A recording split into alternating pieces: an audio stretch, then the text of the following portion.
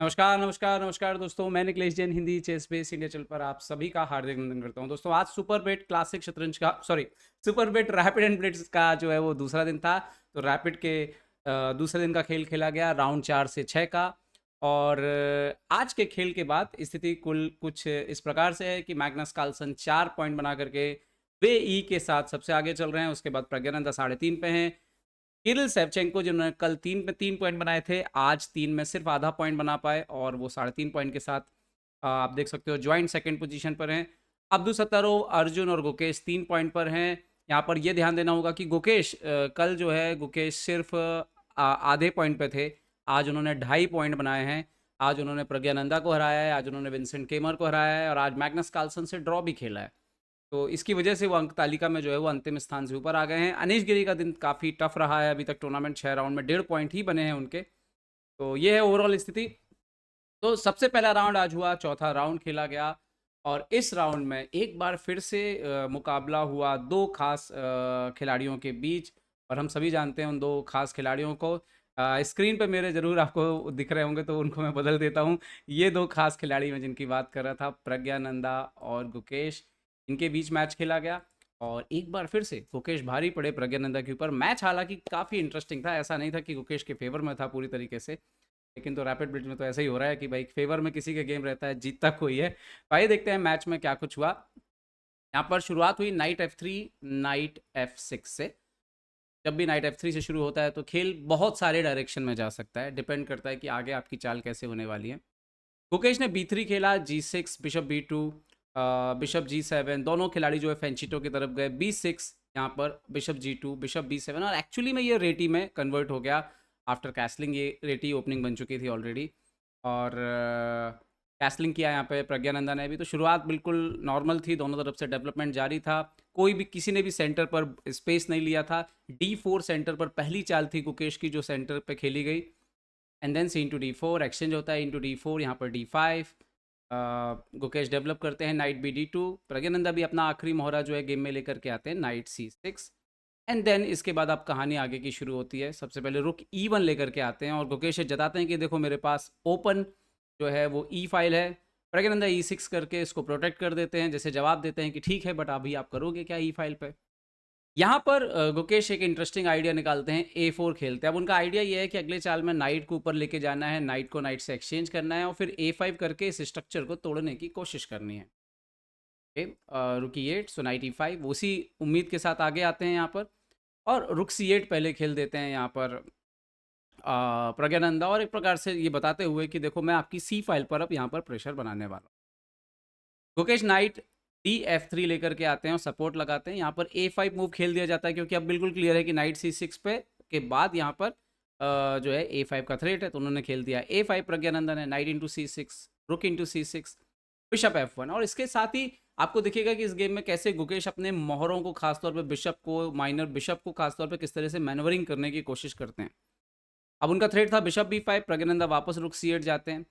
और अगर देखा जाए तो ई फाइल पे अभी गुकेश का ऐसा कोई खास प्रेशर नहीं है, लेकिन सी फाइल पे जरूर प्रेशर क्रिएट किया जा सकता है क्योंकि पॉन जो है वो थोड़ा अभी बैकवर्ड जैसा है, पीछे की तरफ दबा हुआ। अब गुकेश अपने इस बिशप को जगह बदलने की कोशिश करते हैं। Bishop C1, night E4, bishop F4 और G5, और प्रज्ञानंदा यहाँ से दबाव बनाना शुरू, क्योंकि गुकेश ने पिछली कुछ चालों में जो है अपने मोहरों की स्थिति में को बदलने के लिए काफ़ी मूव्स खर्च किए हैं और इसका फ़ायदा यहाँ पर प्रज्ञानंदा उठाते हैं। पोजीशन में पकड़ बनाना शुरू करते हैं। गुकेश बिशप E3 खेलते हैं। प्रज्ञानंदा बिल्कुल बोल्ड वही अंदाज जो हमेशा कायम रहता है, आक्रमण करने के लिए तैयार है, F5 खेल देते हैं। गुकेश नाइट E5 जाते हैं यहाँ पर और बोलते हैं एक प्रकार से कि फिलहाल तो F4 आ नहीं रहा है। रुक F8 खेलते हैं यहाँ पर प्रज्ञानंदा और F4 की तैयारी करते हैं।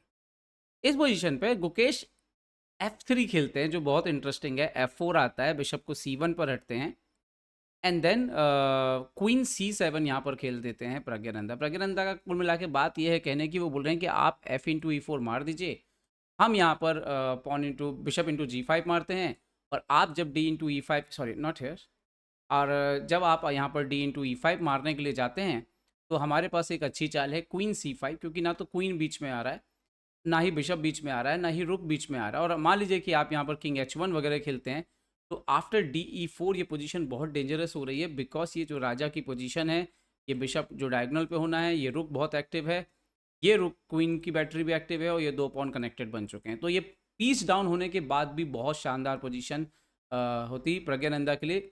हालाँकि ये कंप्यूटर बोलता है कि ये करीब-करीब बराबर है, लेकिन इसको एक्यूरेटली इस तरह की पोजीशन कौन लेना चाहेगा? तो गुकेश ने क्या किया कि क्वीन C7 पे मारा नहीं, उन्होंने बिशप A3 खेल दिया और F इंटू G3 यहाँ पर मारा प्रज्ञानंदा ने और अभी भी खतरा जो है वो टला नहीं था। अच्छा यहाँ पे भी जो जो गुकेश ने क्या किया, गुकेश ने यहाँ पर F इंटू E4 मारा जिसे गलती कहा गया। देखने में ऐसा लग रहा है एनालिसिस में कि ये गलती है। यहाँ पर जो सही चाल थी वो बिशप इंटू F8 ही मार देना चाहिए था। लेकिन मैच में क्या हुआ? मैच में मारा गया यहाँ पर F into E4, G into H2, king H1 और एक्चुअली में पोजीशन ब्लैक का बेटर है। करना क्या है ब्लैक को यहाँ पे? तो आप लोग पॉज़ करिए, सोचिए ब्लैक टू मूव क्या करना चाहिए। थोड़ा-सा कठिन है, इतना आसान नहीं है और इसीलिए प्रज्ञानंदा के पास घड़ी पे टाइम भी नहीं था, तो प्रज्ञानंदा से भी गलती हुई यहाँ पर और वो गलती यहाँ पर ये हुई कि प्रज्ञानंदा को मारना चाहिए था रुक इंटू F1 और इस तरह से गेम चलता नॉट सॉरी रुक इंटू F1 रुक इंटू F1 और D इंटू E4 और यहाँ पर पोजीशन में खराबी इसीलिए है कि दोनों बिशप जो है वो शानदार हैं और फिलहाल अभी आप देखो करंट पोजीशन में देखो तो आपको ऐसा लगता है कि रुक डाउन है यहाँ पर ब्लैक, लेकिन आप गेम को कंटिन्यू जो है कैसे करेंगे? जैसे फॉर एग्जांपल जैसे मैं यहाँ पे ले लूँ कि अभी E3 से चेक आने वाला है, तो आप सोचो चलो मैं क्वीन E2 खेल देता हूँ, सब कुछ तो कंट्रोल पे है, लेकिन पहले आएगी E3 से चेक। आप जैसे ही जाओगे, मान लीजिए आपने किंग H2 खेला, तो देन यहाँ पर जो है बिशप इंटू E5 भी एक ऑप्शन है, bishop into E5, D into E5, queen into E5, king H3। तो ये भले ही रुक डाउन पोजीशन है लेकिन बिल्कुल कंफर्टेबल नहीं है ये वाइट के लिए। तो काफ़ी मतलब ऐसा था कि काफ़ी ज़्यादा रिस्क हो रहा था।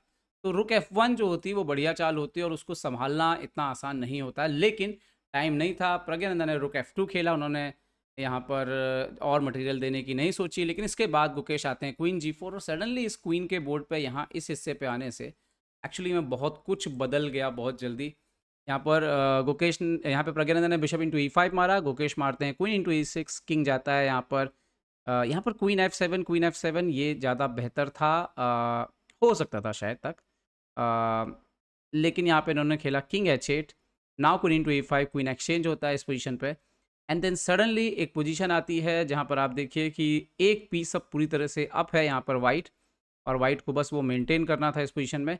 और जो इसका फिनिश है भाई देखना, ये इन्होंने रुक C2 से और जब कुछ बचा नहीं तो प्रज्ञानंदा ने रुक दे दिया यहाँ पे पूरा, बहुत ज़बरदस्त है और फिर ये चाल चलते हैं। लेकिन गुकेश बराबर यहाँ पे कैलकुलेट किया था जब रुक मारने के पहले, ये सबसे इंपॉर्टेंट है कि इवन बिशप G2 रख दो, बिशप इसको मरवा दो, तो भी कुछ नहीं होने वाला है आफ्टर किंग H2 E4 और ये इसके बाद पोजीशन संभल जाएगी यहाँ पे। तो ये बराबर इतना कैलकुलेट करना कि मेट वेट ना हो, वहाँ पे थोड़ा रिस्क लग रहा था। गुकेश ने कैलकुलेशन में तो खैर वो हमेशा बाजी मार लेते हैं, लेकिन थोड़ा पीछे जाते हैं यहाँ पर और ये पोजीशन पे ख़ास तौर पे आप सोच रहे होगे कि अगर यहाँ पे रुक से मारते तो विंड मिल का चांस बनता तो क्या होता? और प्रॉब्लम ये है कि यहाँ पे एक ब्रिलियंट मूव वाइट से आ रहा था, क्या आप लोग ढूँढ सकते हो? वो चाल जो आ रही थी वो थी रुक C8 चेक और अभी प्रॉब्लम ये है कि आप बिशप C8 मारोगे तो किंग G2 के बाद गेम ख़त्म है और अगर आप किंग को G7 खेलते हैं तो आफ्टर रुक C7 चेक, किंग को आप कहीं भी खेलिए, आफ्टर रुक इंटू B7 गेम खत्म। तो बहुत ज़बरदस्त था, मतलब बहुत बहुत मज़ेदार था, देखने लायक था जो फिनिश था। लेकिन फिनिश ऐसे हुआ, किंग H2 इन्होंने मारा और इस तरीके से गेम चला, बट राजा की कोई मेट नहीं हुई, बराबर पॉन 1 मार लिया और फाइनली यहाँ पर जो है आफ्टर यहाँ पे रिज़ाइन कर दिया आफ्टर इवन, क्योंकि किंग H2 के बाद चाहे क्या ही चलोगे आप, आपको रुक से फोर्स मारना पड़ेगा। आप रुक G4 वगैरह अगर खेलने जाते भी हो तो देन आफ्टर रुक D1 अब कुछ नहीं होने वाला, किंग भी सेफ है और ये रुक अंदर आ रहे हैं, बिशप भी है, एक पूरा का पूरा जो है यहाँ पे एक रुक अप है, तो उसका तो फ़र्क पड़ना ही था फिर। तो यहाँ पर गुकेश ने जीत दर्ज की और प्रज्ञानंदा को पराजित किया और आप देखोगे तो लगातार प्रज्ञानंदा से जब भी मैच बढ़ रहा है पिछले कुछ समय से गुकेश भारी पड़ रहे हैं प्रज्ञानंदा पर। ये राइवली जो है वो चलती रहेगी खैर, और उम्मीद करता हूँ ये वीडियो आपको पसंद आया होगा। अभी और भी वीडियो डाल रहा हूँ मैं, और भी वीडियो बनाऊँगा जो कि अच्छे जीते गए हैं और वो भी आप देखिएगा लगातार हिंदी चेस। ध्यान रखिए, सुरक्षित रहिए। जय हिंद दोस्तों।